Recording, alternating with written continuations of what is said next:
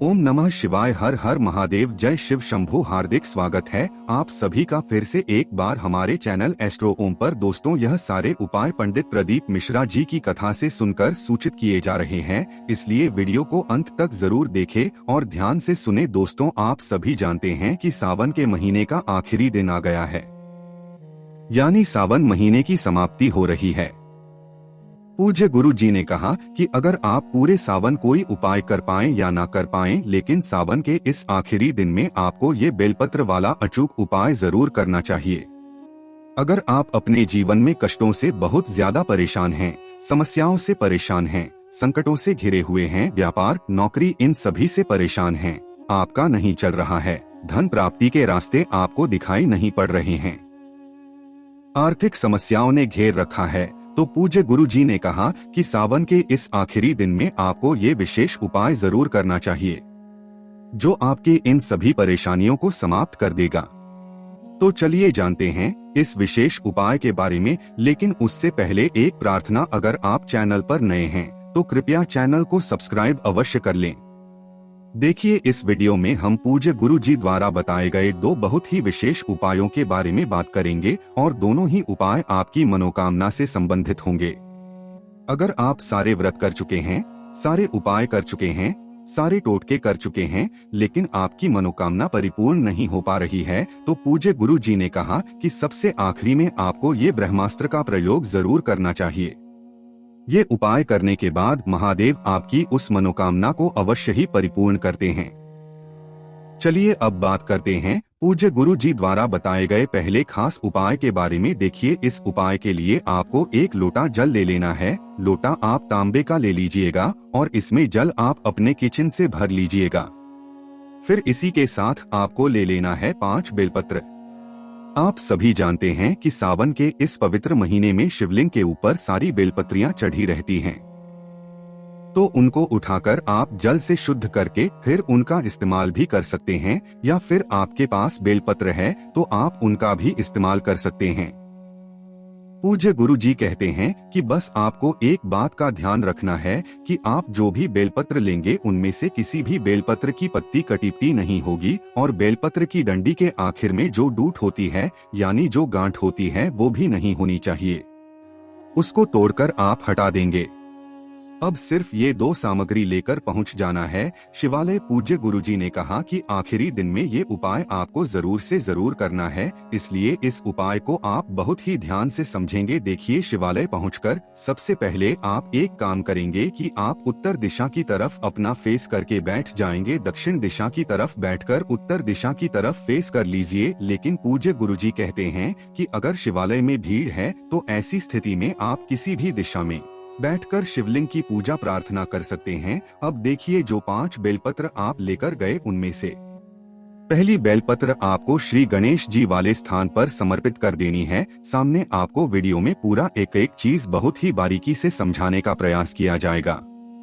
ठीक ऐसे ही आपको भी ये उपाय करना है। देखिए, श्री गणेश जी वाले स्थान पर समर्पित करिएगा ये बेलपत्र। तो बेलपत्र की डंडी आप जलाधारी की तरफ रखिएगा और बेलपत्र की चिकनी साइड का हिस्सा श्री गणेश जी वाले स्थान पर टच करेगा। फिर इसके बाद आप जो एक लोटा जल लेकर आए हैं उससे थोड़ा जल इसी बेलपत्र के ऊपर डाल दीजिए और श्री शिवाय नमस्तु ब्रह्मा मंत्र का स्मरण कर लीजिए। फिर इसके बाद आप दूसरी बेलपत्र श्री कार्तिकेय जी वाले स्थान पर समर्पित कर दीजिएगा। कार्तिकेय जी वाले स्थान पर समर्पित करते हुए आप ध्यान रखिएगा कि बेलपत्र की डंडी का हिस्सा जलाधारी की तरफ रहेगा। फिर इसके बाद जो जल है वो थोड़ा सा श्री कार्तिकेय जी वाले स्थान पर आपने जो बेलपत्र रखी है उसके ऊपर समर्पित कर दीजिए। फिर तीसरी बेलपत्र आपको माता अशोक सुंदरी का जो स्थान होता है यानी जो जलाधारी का स्थान, उसी स्थान के सबसे आखिर में रखना है, जहां से बिल्कुल जल नीचे गिरता है। उसी स्थान पर आपको तीसरी बेलपत्र रखनी है और बेलपत्र की डंडी जलाधारी के आगे निकली रहेगी।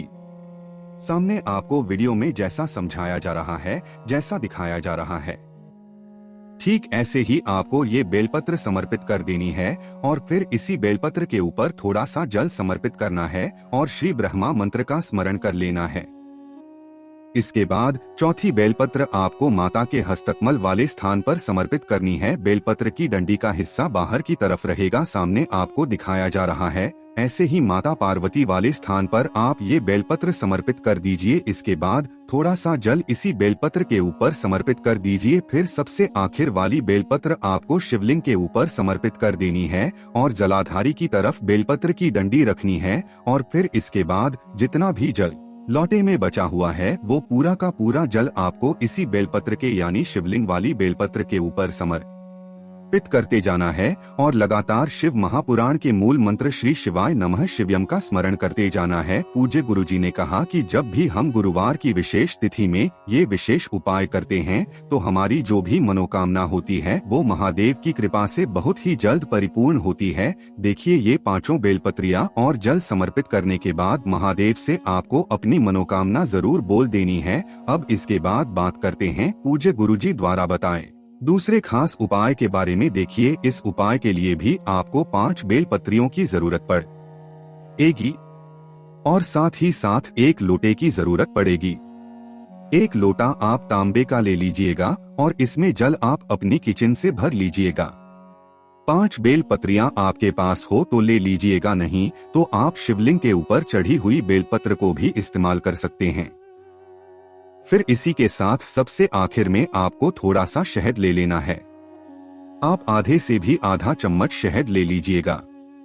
अब ये तीनों सामग्री लेकर आपको पहुंच जाना है शिवालय। तो पूज्य गुरुजी ने कहा कि ये उपाय आप इस पूरे दिन में किसी भी समय कर सकते हैं, सुबह भी कर सकते हैं या फिर शाम को भी कर सकते हैं। अभी आपको जो पहला उपाय बताया गया है वो भी आप सुबह भी कर सकते हैं या फिर शाम को कर सकते हैं। अब देखिए, शिवालय पहुंचकर सबसे पहले आप एक काम करिएगा। आप जो शहद लेकर आए हैं वो शहद को आप अपने दाहिने हाथ यानी राइट हैंड की अनामिका उंगली में लगा लीजिए और इस अनामिका उंगली से आपको शिवलिंग के ऊपर ओम लिखना है। शिवलिंग के ऊपर ओम लिख दीजिए और कम से कम 5 बार श्री शिवाय नमस्तुतम मंत्र का स्मरण कर लीजिए। फिर इसके बाद आपके पास जो 5 बेल पत्रियां हैं उन्हीं 5 बेल पत्रियों को आप इस ओम के ऊपर समर्पित कर दीजिए। लेकिन आप ध्यान रखेंगे कि ये 5 बेल पत्रियां आपको एक एक करके समर्पित करना है। जो ओम आपने शिवलिंग के ऊपर बनाया है उसी ओम के ऊपर पहले एक बेलपत्र समर्पित करिए। बेलपत्र की डंडी का हिस्सा जलाधारी की तरफ रखिए और चिकनी साइड का हिस्सा ओम में टच दीजिए यानी शिवलिंग में टच करा दीजिए और बेलपत्र समर्पित कर दीजिए तथा मंत्र का स्मरण कर लीजिए। ऐसे ही आपको दूसरी बेलपत्र समर्पित करनी है और ऐसे ही आपको 5 बेलपत्रियां समर्पित कर देनी है। बेलपत्रियां समर्पित करने के बाद आपकी जो भी विशेष मनोकामना है, अगर आपके जीवन में संकट बहुत ज्यादा है, समस्याएं बहुत ज्यादा हैं, तो उनको समाप्त करने के लिए आप महादेव से प्रार्थना कर लीजिए। और फिर सबसे आखिर में आपके पास जो एक लोटा जल है उस जल को इन्हीं 5 बेल पत्रियों के ऊपर धीरे धीरे समर्पित करते जाइए और लगातार शिव महापुराण के मूल मंत्र श्री शिवाय नमस्तु का स्मरण करते जाइए। पूज्य गुरुजी ने कहा कि जल आपको इतने धीरे समर्पित करना है कि जल समर्पित करते करते आप कम से कम 11 बार श्री शिवाय नमस्तु ब्रह्मा मंत्र का स्मरण जरूर कर लें। गुरुजी कहते हैं कि सावन की समाप्ति में यानी सावन के इस आखिरी दिन में अगर हम इस विशेष उपाय को करते हैं तो यकीन मानिए हमारे के सारे संकटों का अंत होता है, सारे कष्ट समाप्त होते हैं और हमारे जीवन में महादेव की कृपा से धन, लक्ष्मी, वैभव, संपत्ति इन सभी की प्राप्ति होती है। तो दोस्तों, ये थे पूज्य गुरुजी द्वारा बताए गए 2 बहुत ही खास उपाय। अगर आपको जानकारी अच्छी लगी हो तो वीडियो लाइक करिएगा। मिलते हैं फिर एक नए वीडियो के साथ। ओम नमः शिवाय। हर हर महादेव। जय शिव शंभू।